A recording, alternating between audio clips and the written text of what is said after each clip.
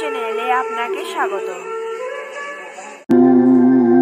অখণ্ড মণ্ডলাকারং ব্যপ্তং येन চরাচরং তৎপদং দর্শিতং येन তস্मै শ্রীগুরবে নমঃ।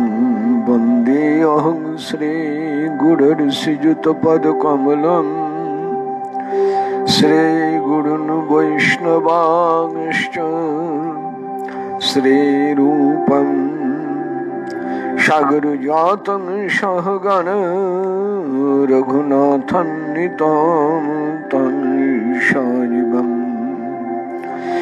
সাদ্বৈतं সাবধূतं পরিজনসহিतं কৃষ্ণচৈতন্যদেবং রাধা কৃষ্ণপাদং সহগণ ললিতাং শ্রীবিশাখান্বিতাংশ্চ বাঞ্ছাকল্পতরুভ্যশ্চ কৃপা সিন্ধুভ্যৈব চ পতিতানাং পাবনেভ্যো বৈষ্ণবেভ্যো নমো নমঃ। আজানুলম্বিত ভুজৌ কনকাবদাতৌ সংকীর্তনৈকপিতরৌ কমলায়ুতাংশৌ বিশ্বম্ভরৌ দ্বিজবরৌ যুগধর্মপালৌ বন্দে জগৎপ্রিয়করৌ করুণাবতারৌ।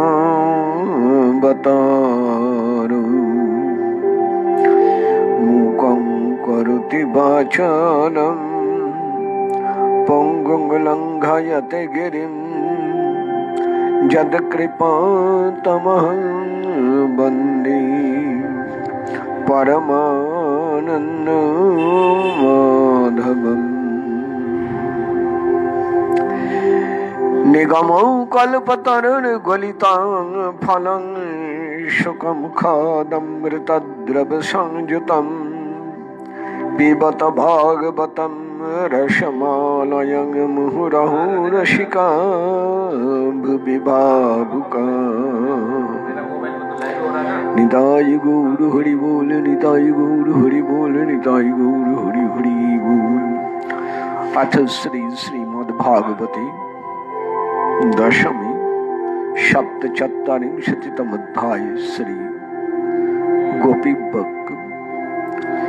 जदून चरित लीला कर्ण पीयूष विप्रुड सक्रे ददन विधुतो धर्म द्वंद धर्मा विनष्टः सपदि गृह कुटुम्बं दीनमुत्सृज्य दीनां बहव इह विहंगा भिक्षुचर्यां चरन्ति।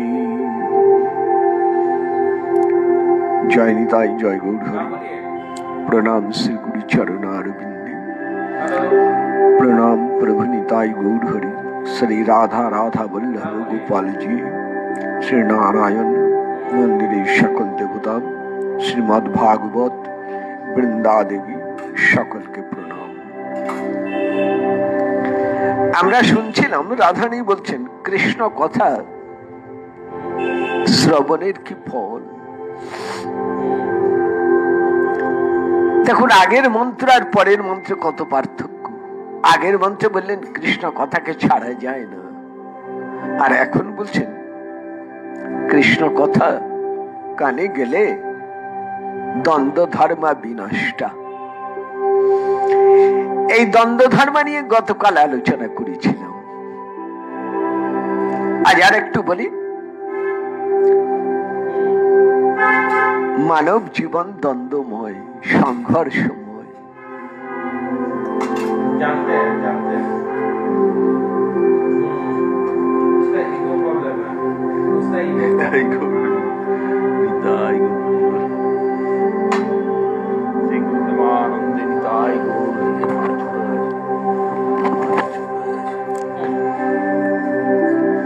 পাশ্চাত্য দর্শনে বলছেন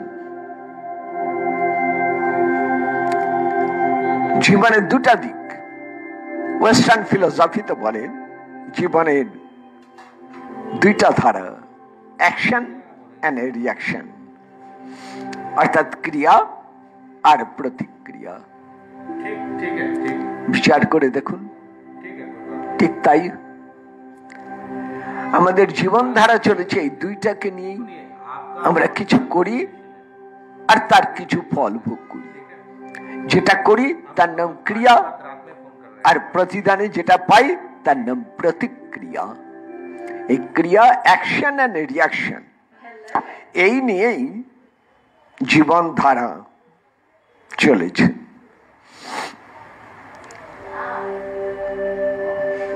আমাদের কাজকর্মের দিকে দেখুন, লাভ আর ক্ষতি, ক্ষত্রিয়ের কাছে জয় পরাজয়, গৃহস্থের কাছে সুখ আর দুঃখ, আপন আর পর, সবার কাছে জন্ম আর মৃত্যু, বা ছাত্রের কাছে হয় পাস না হয় ফেল, পড়াশোনা করছে হয় পাস না হয় ফেল। দেখছেন আমাদের দুইটা পা, দুইটা হাত, দুইটা চোখ, দুইটা কান, দুইটা নাসা ছিদ্র, কিন্তু দেখি দুইটা চোখ হলেও দেখি একটাই, দুইটা কান হলেও শুনি একটাই, উপরের দাঁত আর নিচের দাঁত, দুই সারি দাঁত থাকলেও খাই একটাই, দুই হাত একই কর্মে থাকে, দুই পা একটা দেহকেই বহন করে নিয়ে যায়। দেখেছেন, দুই বটে কিন্তু একটা সমন্বয় আছে, একটা কোঅর্ডিনেশন আছে। দুই চোখ, দুটা যদি দেখে দুই চোখে দুরকম, তাহলে বুঝতে হবে চোখের দোষ হয়েছে। যদি দুই কানে দুরকম শোনে তাহলে বুঝতে হবে কানের দোষ হয়েছে। যদি দুই হাত দুই রকম চলে তাহলে বুঝতে হবে দোষ হয়েছে শরীরে। একটা কোঅর্ডিনেশন আছে, একটা সমন্বয় আছে, কিন্তু দুটা আছে। মা আর বাবা, স্বামী আর স্ত্রী, ভাই আর বোন, দুই বন্ধু, দুই সখা, তাই না? দেখেছেন সবকিছু দুইটা নিয়ে। সেই জন্য ওই মহাত্মার কথাটা বারবার করে মনে পড়ে। তিনি বলছেন দুই নিয়াই দুনিয়া, দুই নিয়া দুনিয়া, দুই নিয়া দুনিয়া। খুব চমৎকার কথা বলেছিলেন তিনি। যদি দুনিয়ার উপরে যেতে হয় তাহলে এই দুইকে এক করে নিতে হবে, দুইটা থাকবে না। যখন এই দুইটা পার হয়ে যায় তখনই সে গোবিন্দের কাছে যেতে পারে। এটাই নচিকেতা জানতে চেয়েছিলেন ধর্মরাজ যমের কাছে। আপনাদের কাছে মনে আছে কিছুদিন আগে নচিকেতার কথা বলছিলাম, কিন্তু কথা প্রসঙ্গে মাঝখানে আমাদের সম্প্রচারে বিঘ্ন ঘটায় আমরা আপনাদের কাছে কথাগুলো ঠিক ঠিক পৌঁছে দিতে পারিনি। আজকে একটু সুযোগ হলো, শুনুন। তাহলে গোড়া থেকে আবার বলি, উদ্দালকী ঋষির পুত্র হচ্ছেন নচিকেতা। উদ্দালকী ঋষি তিনি চাইলেন সশরীরে স্বর্গে বাস করবেন, অর্থাৎ দেহত্যাগ না করেই তিনি স্বর্গে যাবেন। একটা এরকম নাকি বিশেষ যজ্ঞ বেদে আছে, যে যজ্ঞ করলে, সেই যজ্ঞের নাম হলো বাজস্রাবস, সেই যজ্ঞ করলে মানুষ সশরীরে স্বর্গ লাভ করতে পারেন। কিন্তু যজ্ঞের একটা নিয়ম আছে, নিজের প্রিয় সব কিছু দান করে দিতে হয়, তবেই হয়। উদ্দালকী সংকল্প করে যজ্ঞ আরম্ভ করলেন, কিন্তু যজ্ঞ আরম্ভ করে দান করবার সময় তিনি একটু কপটতার আশ্রয় নিলেন, যেটা আমরা করে থাকি। কেমন? আমাদের কিছু দান করতে হলে, কিছু দিতে হলে খারাপটাই আগে দিয়ে দেই, ভালোটা রেখে দেই, তাই না? ধরুন আপনার কাছে দুটো টাকা আছে, একটা ময়লা একটা পরিষ্কার। আপনাকে একটা টাকা দিতে হবে, কোনটা দেন? ময়লাটাই বার করে দেন, ভালোটা থাক। আমি ছোট্ট করে এটা বললাম। এইরকম আমরা যখন কিছু দান করি, কিছু করতে যাই, তখন আমরা চাই যেগুলো আমার নিকৃষ্ট সেগুলো বিদায় হোক, আর যেগুলি আমার উৎকৃষ্ট সেগুলো আমার থাক, ভালোগুলো আমার থাক, মন্দগুলো যাক। তখনকার দিনে দানের বিষয় ছিল গাভী, গরু দান করা হতো। ঋষির অনেক গাভী, তিনি দান করছেন। দান করতে গিয়ে ওই আমাদের মতোই হাড় ঝিরঝিরে, রোগাক্রান্ত, বয়স হয়ে গেছে, দুধও হবে না, বাছুরও হবে না, এই রকম গাভীগুলিকে দান করে দিচ্ছেন। আর যেগুলো বেশ হৃষ্টপুষ্ট দুগ্ধবতী সেগুলোকে আলাদা সরিয়ে রাখছেন যাতে মিশে না যায়। এটা ফাঁকি। কেন ফাঁকি বুঝেছেন তো? যজ্ঞের সংকল্পই ছিল নিজের ভালো জিনিসটাই দান করতে হবে। দেখো সেই ভালোটার বদলে, উৎকৃষ্টটার বদলে নিকৃষ্টটাই দান করছেন ঋষি। এই যে ফাঁকিটি, এই ফাঁকিটি সইতে পারলেন না মাত্র একজন, ওই উদ্দালকী ঋষির পুত্র, তার নামে নচিকেতা। যারা দান নিচ্ছেন তারা জানেন যে এরকম দেবেই, তাদের কোনো প্রতিবাদ নেই, তারা নিয়ে যাচ্ছেন চুপচাপ। কিন্তু নচিকেতা মেনে নিতে পারলেন না। পইতে কিছুদিন আগে পইতে হচ্ছে ব্রহ্মচারী, তিনি ব্রহ্ম তেজ পরিপূর্ণ তার অন্তর। তিনি তার বাবার কাছে গিয়ে বললেন, হ্যাঁ ভেবে দেখলেন বাপের সব থেকে প্রিয় হচ্ছে পুত্র, পুত্রকেই যদি দান করে দেয় তাহলে তো বাবার সব দানই পূর্ণ হয়ে গেল, কোনো ত্রুটি রইল না। তাই বাপের কাছে গিয়ে বললে, বাবা আমাকে কার কাছে দান করলেন? তার বাবা তখন গরুর হিসেবে ব্যস্ত, কোনটা গেল কোনটা রইল লক্ষ্য রাখতে হচ্ছে। বলে যা যা বাবা, এখন বিরক্ত করিস না, যা। নচিকেতা সরিয়ে এলেন, কিন্তু না, দেখুন শ্রদ্ধা যার অন্তরে, উপনিষদ এখানে বলছেন শ্রদ্ধা যার অন্তরে। শ্রদ্ধা মানে সুগভীর বিশ্বাস যার অন্তরে, সে কি থেমে থাকতে পারে? আবার নচিকেতা গিয়ে বলছেন, বাবা বলুন না আমাকে কার কাছে দান করলেন? বলে বলেছেন আর সরে যাও এখন এখান থেকে, বিরক্ত করো না। দুবার হলো, সরে গেলেন, কিন্তু না থাকতে পারলেন না। আবার কাছে এলেন, তখন ঋষির হাতে হরিত কি কুশ, তিল, জল, ফুল। এবার দান করতে যাচ্ছেন, সংকল্প মন্ত্র পাঠ করছেন। এই সময় নচিকেতা দাঁড়িয়ে বলে, বাবা আমাকে কার কাছে দান করলেন? একই প্রশ্ন তিনবার।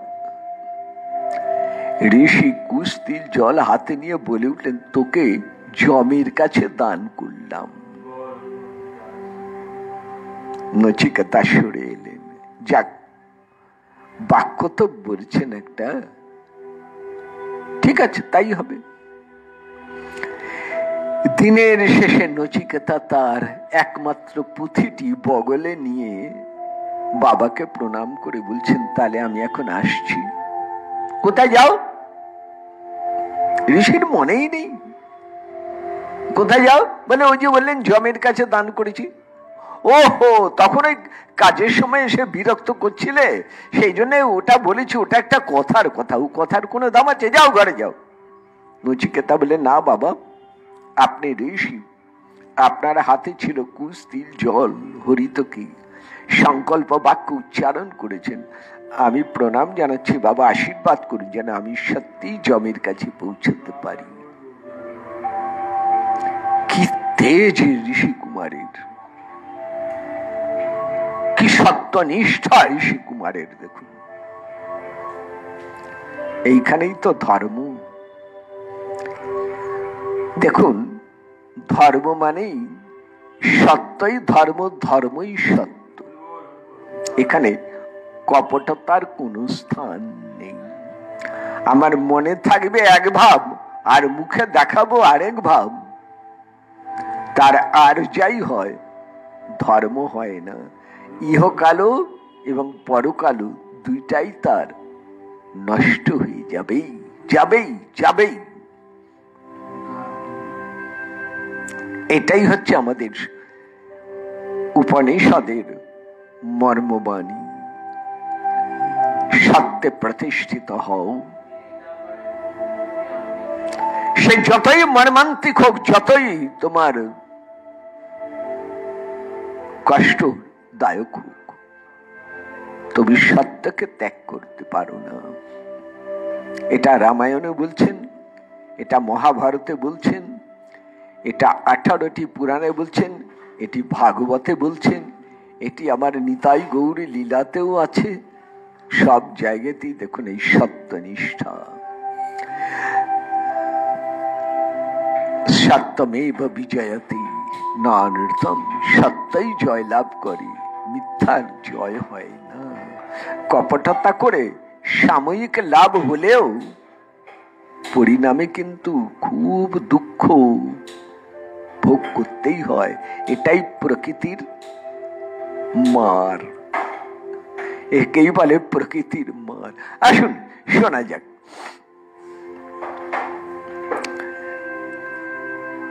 নচিকেতা নিজের ব্রহ্মচর্য তেজে যমের ভবনে উপস্থিত হয়েছে। যমরাজ বাড়ি ছিলেন না। যমের আত্মীয় স্বজন যারা, পরিবারের লোকজন, তারা এই তেজবগ্নির্ময় ব্রাহ্মণ কুমারকে বাড়ির ভেতরে পর্যন্ত আসতে বলতে পারলেন না, ভয়ে সরে রইলেন। 3 দিন বাড়ির দরজায় বসে রইলেন নচিকেতা।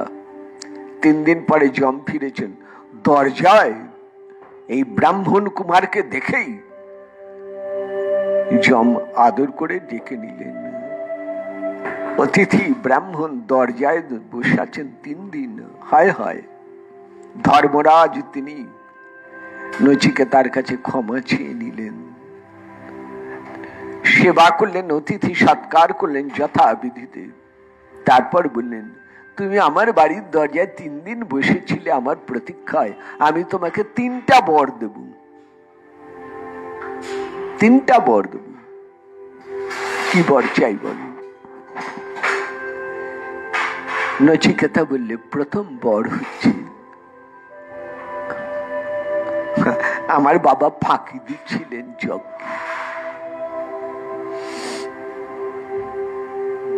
সেই যজ্ঞের কথা বলুন যে যজ্ঞের দ্বারা ফাঁকি দিতে হবে না, মানুষ স্বর্গ লাভ করবে। তাহলে আমি গিয়ে বাবাকে সেই যজ্ঞের কথা বলবো, তাহলে বাবা ফাঁকি না দিয়েই স্বর্গে যেতে পারবেন। অর্থাৎ কপটতা দূর করে ভজনে মন দিতে যাতে পারে, সেই সাধনার কথা আমায় বলুন। সোজা করে বললাম।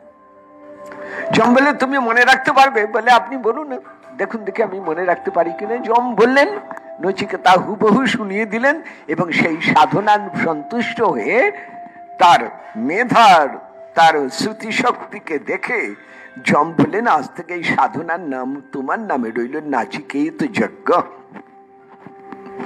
দ্বিতীয় বর, যম বলছেন, দেখো তুমি যেখানে এসেছো এটা মৃত্যু লোক, জীবিত লোক কেউ আমার এখানে আসে না, আসতে পারে না। জীবিত লোকের এখানে আসার কোনো অধিকার নেই, তুমি ফিরে যাও। নচিকেতা বললে, বেশ তো, তাহলে দ্বিতীয়বার আমাকে দিন। বাবার কাছে যখন ফিরে যাব, বাবা যেন কোনো রাগ না রাখেন, যেন আগের মতোই আদর করে আমাকে গ্রহণ করেন। বেশ তো, তথাস্তু, তাই হবে, যাও। এবার তৃতীয় বরটি নাও। নচিকেতা এবার বলছে, আমি 2টা লোক দেখলাম। লোক মানে ধাম। একটা যেখান থেকে আমি এসেছি জীবিত লোক, আর একটা লোক যেখানে আপনার কাছে সবাই আসে, জীবিত লোক থেকে সবাই যে লোকে আসে তার নাম মৃত্যু লোক। এখানকার অধিপতি আপনি। আমি দুইটা লোক দেখলাম, এবার আমি জানতে চাই তারপরে কি আছে। দ্বন্দ্বাতীত ভূমি, দ্বন্দ্বের নেই যেখানে সেই এমন ভূমি দ্বন্দ্বাতীত ভূমি। শুনেই জম চমকে উঠেছেন, না নচিকেতা, আমরা মাত্র 12 জন জানি এই সংবাদ। আছে একটা লোক, 12 জন মাত্র জানি। এ বিদ্যা এখন এই জগতে প্রচলিত হয়নি। না নচিকেতা, তুমি অন্য কিছু নাও। এই দেখো হাতি, ঘোড়া, এই দেখো সোনার সিংহাসন, এই দেখো রাজছত্র, আমি তোমায় রাজা বানিয়ে দেবো। আমি তোমাকে ঐশ্বর্যে, সুখে, সংসারে পূর্ণ আয়ু দেবো। 100 বছরের পূর্ণ আয়ু নিয়ে তুমি সব ভোগ করো। এই দেখো সুন্দরী রমণী, এই দেখো নৃত্য গীত, এই দেখো কত বিলাস, সব নিয়ে যাও পৃথিবীতে। ওইটা জানতে চেও না।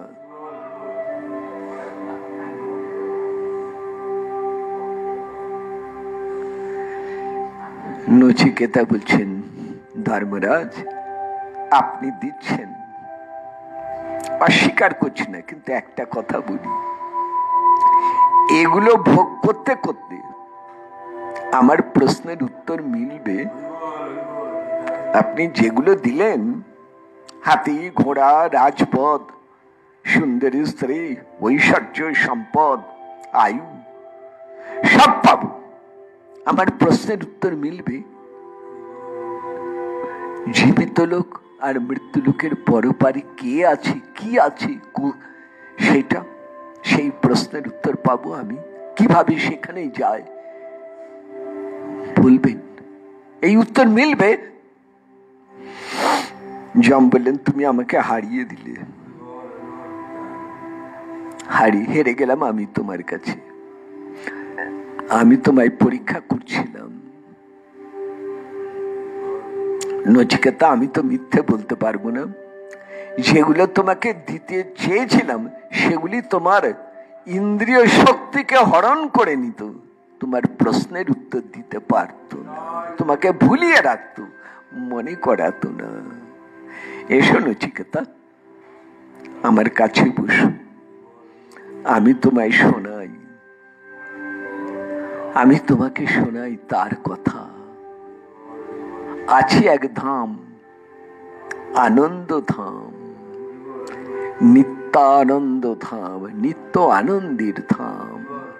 সেখানে তিনি আনন্দময়, সেখানে তিনি লীলাময়, সেখানে তিনি প্রেমময়।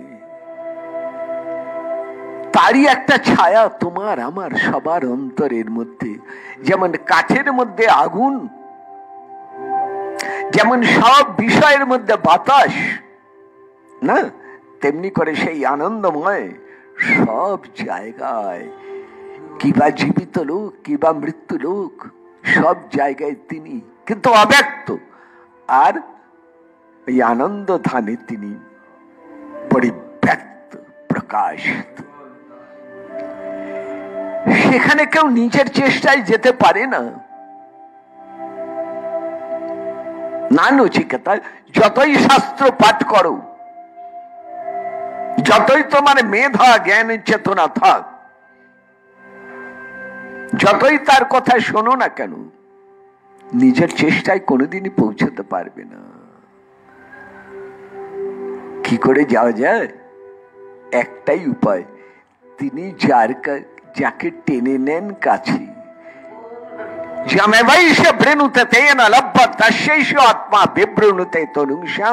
তিনি আদর করে যাকে কাছে টেনে নেন, তিনি ভালোবেসে যাকে কাছে টেনে নেন, তিনি যাকে বরণ করে নেন, বিভ্রণতে, এই বিভ্রণতে শব্দটি লক্ষ্য রাখুন, বিশেষ রূপে যাকে বরণ করে নেন। আমরা বিশেষ রূপে বরণ করে নেই কারে? যাকে খুব ভালোবাসি, যে সব থেকে আপন, তাকেই কাছে বরণ করে নেই।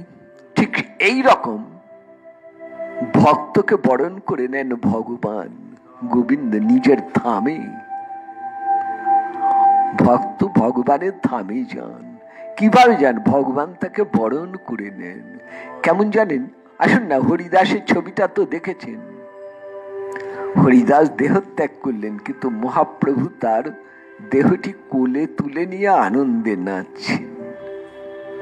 আরে একজন দেহ ত্যাগ করলে সবাই তো শোকে কাতর হয়, কাঁদে, দুঃখ পায়, কিন্তু তার দেহ তুলে নিয়ে আনন্দে নাচে, এটা এটা খুব অস্বাভাবিক নয় কি? হ্যাঁ, এটা অস্বাভাবিক। কারণ জগতে নিয়ম চলে না, কিন্তু ভজন রাজ্যে সেখানে ভগবান জানেন। আজও হরিদাস জাগতিক সমস্ত দ্বন্দ্ব ধর্মের ঊর্ধ্বে উঠে গিয়ে এবার প্রেমের ভূমিতে এসেছেন, এবার একাত্ম হয়ে গেছেন আমার সঙ্গে। হরিদাস আমার এখন পরম প্রিয়, আমি তাকে বরণ করে নিচ্ছি নিজের কাছে। তাই হরিদাসের তনু প্রভু কোলে উঠাইয়া অঙ্গনে করেন নৃত্য প্রেমাবিষ্ট হইয়া। দেখেছেন উপনিষদের মন্ত্র গৌরী লীলায় কেমন দৃষ্টান্ত দিয়ে ভগবান দেখিয়ে দিয়েছেন। আগে হ্যাঁ, এটাই তো ভগবানের কৃপার দান। নচিকেতা সেই বিদ্যা লাভ করলেন, জানলেন এই ভজনের একটাই পথ। সেদিনও বলেছিলাম, আজকেও বলছি, এই দুদিন আগে বলেছিলাম, প্রণবোধনি সারহি আত্মা ব্রহ্ম তার লক্ষ্য মুচ্যতে অপ্রমত্তেন বেদ্যব্যম সর্বতন্ময়ো ভবেৎ। গুরুদেবের দেয়া নাম মন্ত্র, এটা ধনু, তোমার মন তাতে তীর। তীরন্দাজ যখন তীর ছড়ে ওই লক্ষ্যের দিকে একভাবে থেকে অবিচলিত ভাবে তীর ছুড়ে দেয়, তীর ছুটে যায়, লক্ষ্য ভেদ করে। তেমনি গুরুদত্ত মন্ত্র দিয়ে তোমার মনকে ছুটিয়ে নিয়ে যাও। দেখো মন যেন বিচলিত না হয়, এদিক ওদিক না যায়। অপ্রমত্তেন, প্রমত্ত মানে মাতাল গো, মাতাল। মাতাল হচ্ছে মত্ত, আর প্রমত্ত মানে বিশেষ রূপে যে মদ খেয়েছে সে কি করে, সে আর উঠে দাঁড়াতেই পারে না। অল্প মদ খেলে পা টলে টলে যায়, আর খুব বেশি মদ খেলে সে আর চলতেই পারে না, যেখানে সেখানে পড়ে যাচ্ছে। তা আমাদের হচ্ছে, আমরা ওই বিষয়ে মদ এত বেশি খেয়ে নিয়েছি যে আমরা সেই বিষয় ছেড়ে আর উঠতে পারছি না। তাই আমরা শুধু মত্ত নই, প্রমত্ত। এই প্রমত্ত থেকে স্বাভাবিক অবস্থায় ফিরে আসতে হবে, স্বভাব অবস্থায় ফিরে আসতে হবে। জীবের স্বভাব আমি কৃষ্ণ নিত্যদাস, সেই নিত্যদাস বুদ্ধি নিয়ে গুরুদত্ত নাম নিয়ে যিনি ভজনে বসবেন তিনি পৌঁছতে পারবেন। এই হচ্ছে যম নচিকেতা সংবাদের গোস্বামীগণ অনুযায়ী যথার্থ ব্যাখ্যা। আসুন শোনা যাক। তাহলে এই যে দ্বন্দ্ব ধর্ম, এইটাই জগতের নিয়ম, এটাই জগতে মায়ার খেলা। মায়া মানেই দ্বন্দ্ব। কেমন জানেন? হ্যাঁ, ঝিনুককে রূপ দেখায়, রূপকে ঝিনুক দেখায়। মরিচিকাকে সরোবর দেখায়, সরোবরকে মরিচিকা দেখায়। এটাই মায়ার ধর্ম।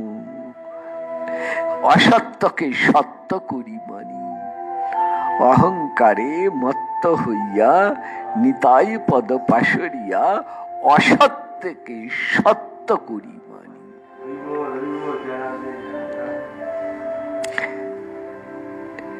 আমাদের এই রকম অবস্থা হচ্ছে, যেটা মহাভারতে ইন্দ্রপ্রস্থে দুর্যোধন এসে পদে পদে এই রকম বিব্রত হয়েছিলেন। দুর্যোধনের বিব্রত অবস্থার কথা বলেছেন শারীরিক দিক থেকে, শরীরের দিক থেকে, আর আমরা বিভ্রান্ত অবস্থায় আছি মানসিক দিক থেকে। কারণ আমরা সত্যকেও ধরতে পারছি না, আবার কপটতাও ছাড়তে পারছি না। এইখানেই আক্ষেপ রামদাস বাবাজি মহারাজের। বাবাজি মহারাজ বলছেন, নিতাই দোষ তো তোমার নয়, তুমি যে করুণার সাগর। নদী নালার জল শুকায়, সাগর কখনো শুকায় না। তোমার করুণা সিন্ধু, তোমার প্রেম তো কখনো, ভালোবাসা তো, কৃপা তো কখনো শুকোতে পারে না। কিন্তু আমরা কেমন, আমরা নিতে পারছি না। কেন নিতে পারছি না? বাবাজি মহারাজ কি আক্ষেপ, বলছেন কপটতার মূরতি মোরা। কেমন করে পাবো গোরা, কপটতার মূরতি মোরা। কেমনেতে পাবো গোরা, আমরা গৌর পাবো কি করে নিতাই?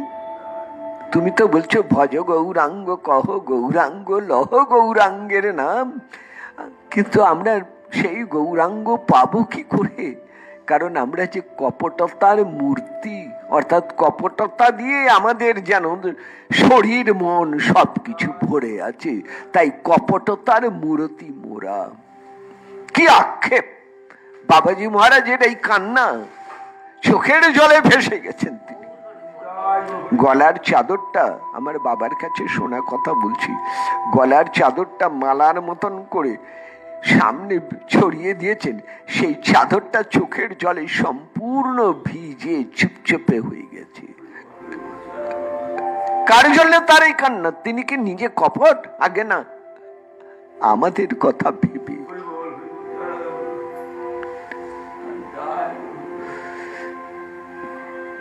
হরি বল। গোস্বামী তুলসীদাসজি বলছেন, तुलसी ऐसे भक्ति करो, छोड़ कपट चतुराई।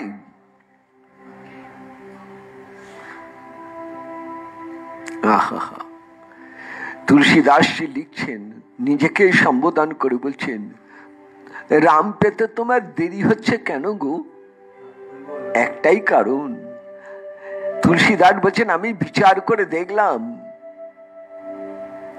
আমার রামের প্রতি ভালোবাসা হয় নাই, আর যেটুকু ভালোবাসা দেখাচ্ছে সেইটুকু কপটতাপূর্ণ।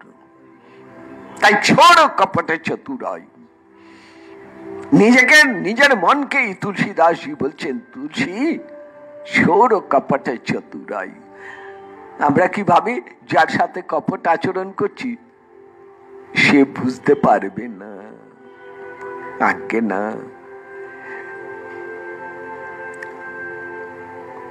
হরিবুল। বাবাজি মহারাজের কথায় ফিরে যাই। বাবাজি মহারাজ বলছেন, জগতে আর কেউ বুঝুক আর না বুঝুক, তিনজন বুঝেন, তিনজনকে ফাঁকি দেওয়া যায় না। কাকে জানেন? গুরুকে ফাঁকি দেওয়া যায় না। গুরুদেব ঠিক কপটতা ধরতে পারেন, কিন্তু কিছু বলেন না। বৈষ্ণব আর ভগবান শ্রী গোবিন্দ,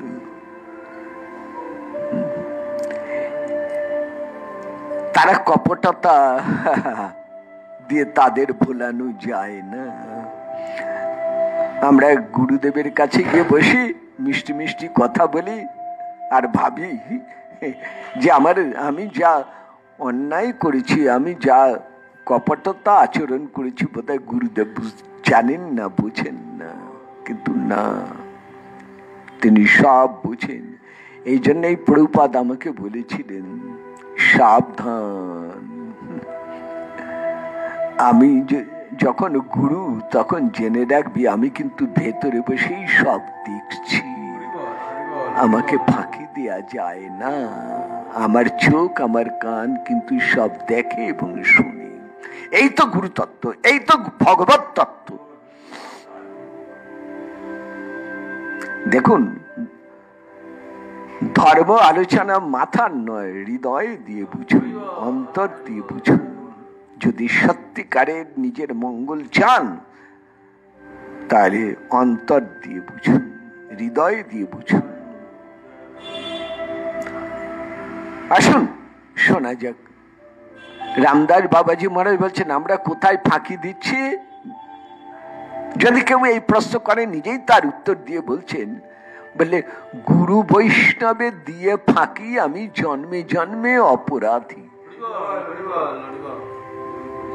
এক জন্ম নয়, জন্ম জন্ম ধরে ফাঁকি দিয়ে এসেছি। গুরু বৈষ্ণব, আরে ভগবান তো দূরে থাক। বাবাজি মহারাজ পরে নিজেই কেদারদার কাছে বলছেন, আরে রাখ রাখ তোর নিতাই গৌর, নিতাই গৌর পরে হবে, আগে বল গুরু বৈষ্ণবে ফাঁকি দিলি কিনা সেটা দেখ। প্রথম দরজাগুলি যদি ফাঁকিতে আটকে যায়, তো পরে গোবিন্দের দরজা খুলবে কি করে? এই হচ্ছে রামদাস বাবাজি মহারাজের কথা। তাই তার কথাগুলো একটু আমাদের ভেবে দেখার মতন কথা। আসুন শোনা যাক,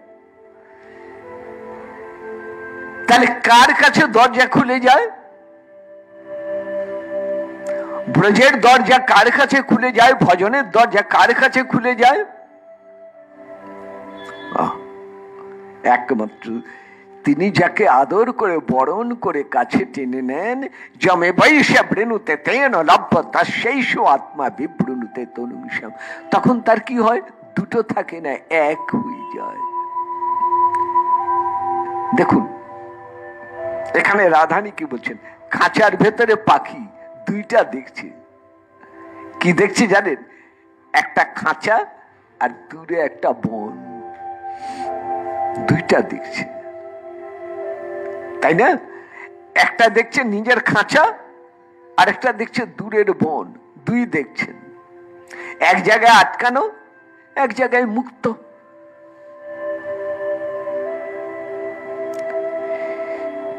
এইবার কোন ক্রমে খাঁচার দরজা খুলে দেওয়া হয়েছে,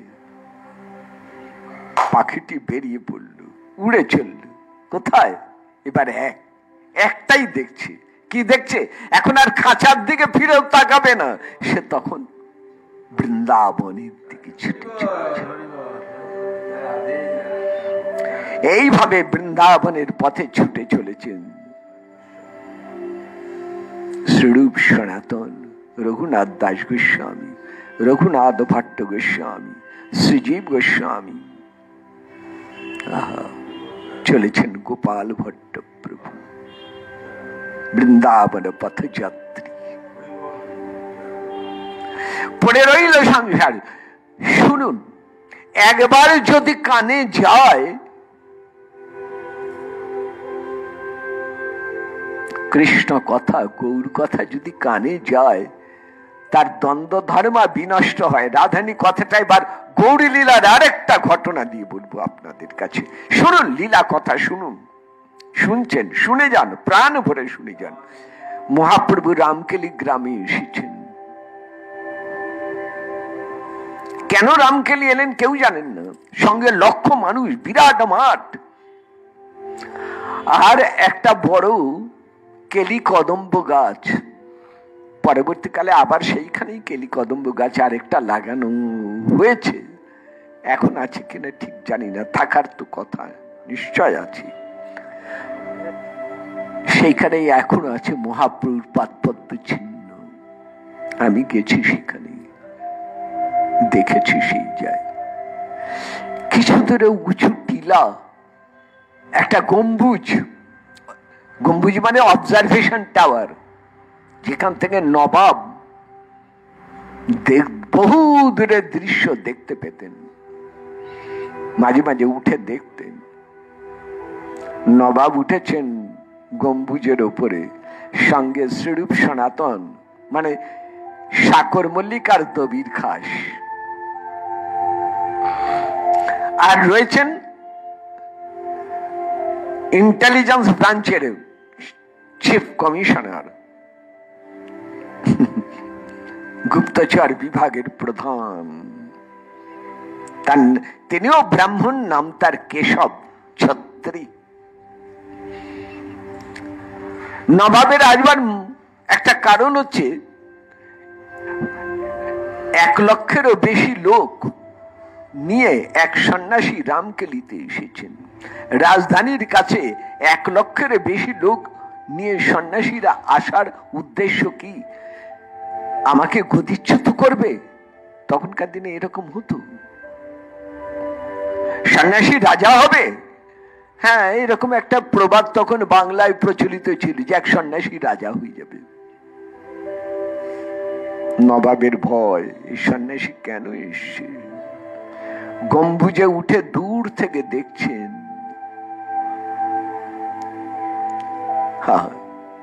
যেন প্রভাত সূর্যের আলোর মতন ঝলমল করছে জায়গাটি। ছড়িদারকে বলছেন, অর্থাৎ সেই পুলিশ কমিশনারকে বলছেন, খবর নিয়ে এসো, কে কেন এসছে, কি দরকার, কি উদ্দেশ্য। ছড়িদার গেলেন, শুনলেন। আসবার সময় মনে মনে ভাবলেন, যা শুনলাম এগুলো তো বিধর্মী রাজা, নবাবকে বলা যাবে না, কারণ বিধর্মী নবাব মর্যাদা নাও দিতে পারে। মহাপ্রভু স্বয়ং ভগবান, তার সম্বন্ধে যা শুনলাম সে কথা নবাবকে বলা যাবে না, আমি অন্য কথা বলবো। হ্যাঁ, নবাব বলছেন, কি দেখলে, কি শুনলে? ছড়িদা বলছেন, কিছু না, আগে ভিক্ষুক সন্ন্যাসী, সন্ন্যাসী ভিক্ষে করে খায়, দেখতে শুনতে ভালো, হুজুগের লোক সাথে চলেছে, বৃন্দাবন যাবে বলছে। নবাব চেয়ে আছেন, তখন শ্রীরূপ সনাতনের দিকে ঘুরে তাকিয়ে বললেন, ওর নাম কি, এই সন্ন্যাসীর নাম কি? শ্রীরূপ সনাতন বলছেন, শ্রীকৃষ্ণ চৈতন্য। বাড়ি কোথায় ছিল? এখন তো সন্ন্যাসী, বাড়ি কোথায় ছিল বলেন, নবদ্বীপে জগন্নাথ মিশ্রের পুত্র ছিলেন, ডাক নাম নিমাই, পরবর্তীকালে গৌরহরি। হরিনাম সংকীর্তনে যিনি নবদ্বীপকে মাতিয়ে দিয়েছেন। খুব সংক্ষেপে মহাপ্রভুর কথা বল। নবাব শুনলেন, চোখের জল নামছে। একবার মাত্র গৌর কথা শুনেছেন, বিধর্মী নবাবের চোখে জল নামলো। সনাতন প্রভু ভরসা পেয়ে বলছেন, তখন নবাব যদি কিছু মনে না করেন তাহলে একটা কথা বলি। উনি কে জানতে চেয়েছেন?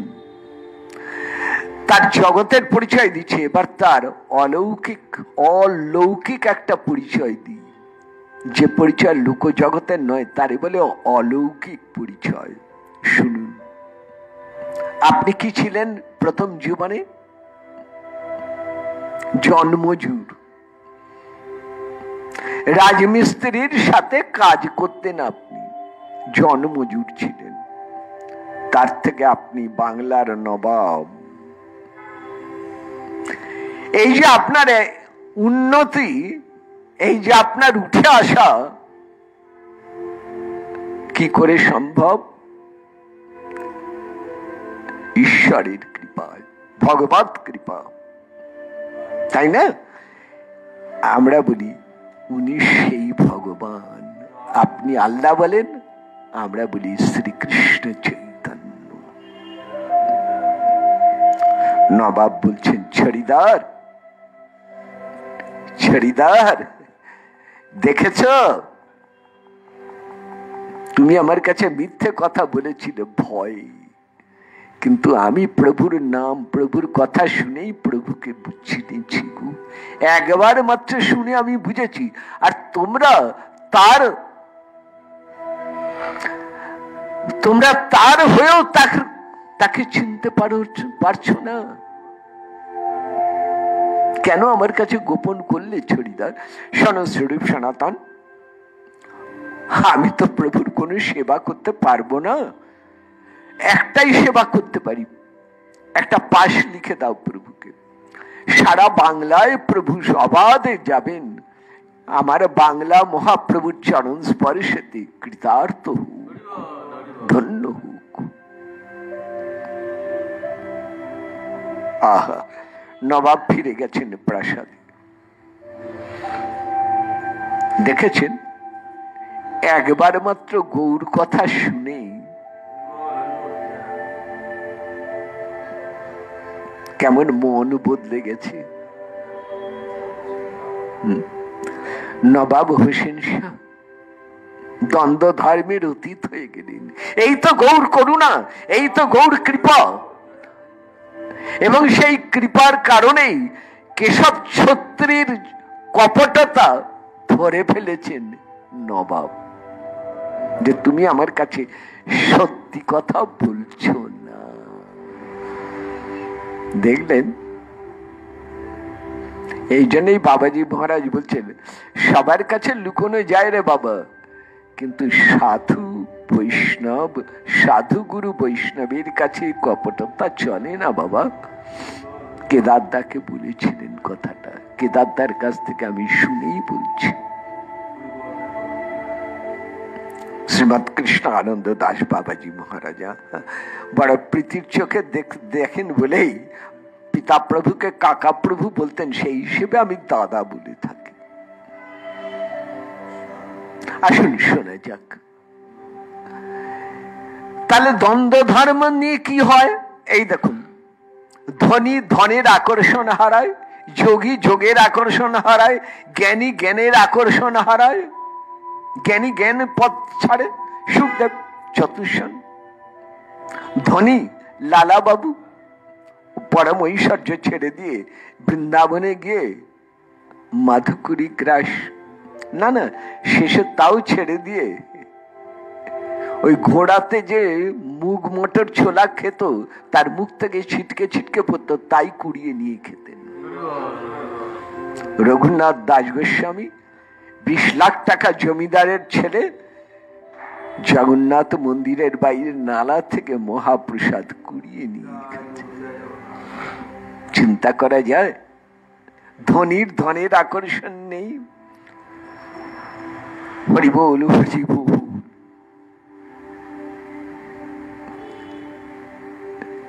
শ্রীরূপ সনাতন 6 গোস্বামী বৃন্দাবন পথযাত্রী, পড়ে রইল তাদের সংসার, পড়ে রইল তাদের ঐশ্বর্য, পড়ে রইল তাদের রাজপদ, প্রধানমন্ত্রীর পদ পরিত্যাগ করে ছুটে গেলেন বৃন্দাবনের পথে।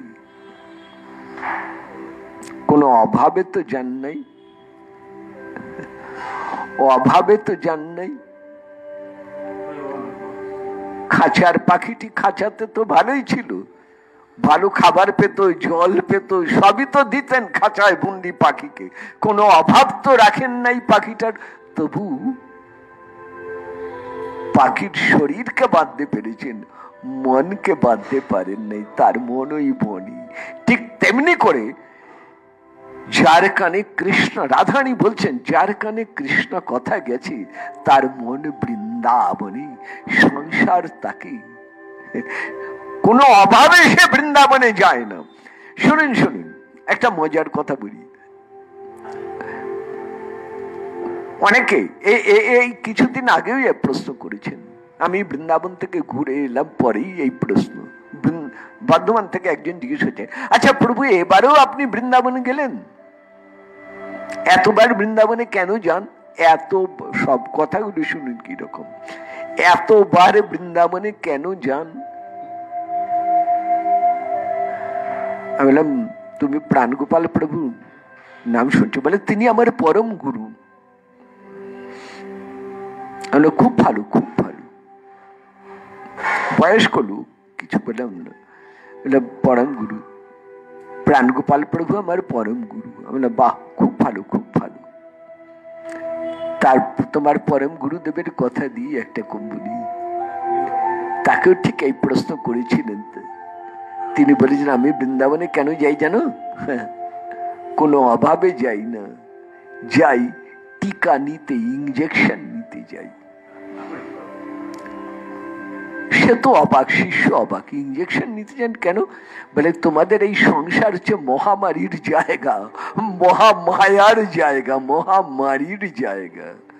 বাবা এখানে থাকলে কখন কোন ফাঁক দিয়ে মায়া ঢুকে যাবে, তাই একবার করে বছরে গিয়ে ইঞ্জেকশন নিয়ে আসি, ব্রজের রজে একটা প্রণাম জানিয়ে আসি, বাস। আর মায়া সারা বছরের মধ্যে আর ধারে কাছে ঘেসবে না। বুঝেছ? তিনি বললেন সাধকের দিক থেকে। আর রসিক ভক্ত জন প্রেমের টানি, প্রাণীর টানি, ভালোবাসার টানি। কারণ তিনি জানেন বৃন্দাবনই তো তার আসল ঘর। পাখি যেমন জানে ওই বনই তার আসল ঘর, খাঁচা তার আসল ঘর নয়, ঠিক সেই রকম যারা রসিক তারা জানেন ওই বৃন্দাবনই তার আসল ঘর, সেখানেই তার সব আছে। তাই বৃন্দাবনের দিকে ছুটে চলেন। যার কানে কৃষ্ণ কথা যায়, রাধানী বলছেন দেখ কৃষ্ণ কথার কি দোষ। আরে স্ত্রী আছে, পুত্র আছে, আত্মীয় স্বজন আছে, ভাই বন্ধু আছে, সব ছেড়ে বনবাসী। এই দেখ আমাদের, ওরে ভ্রমর, আমাদের সব ছিল ছিল, কিন্তু আজকে সব থাকতেও আমাদের কিছু নেই।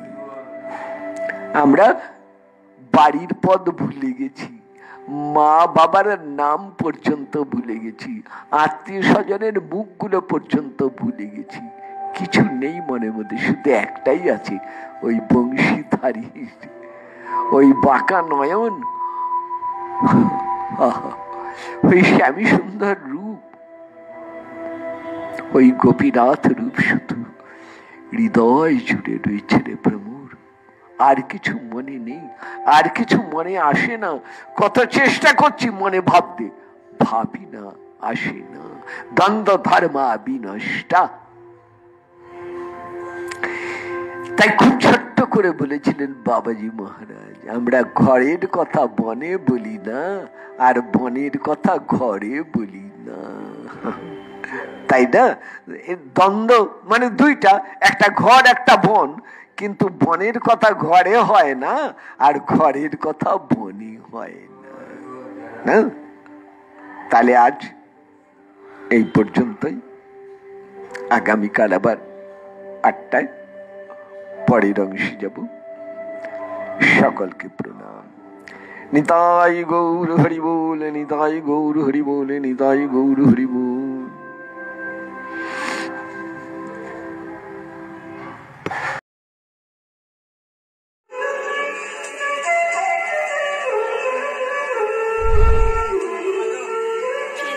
ভালো লাগলে লাইক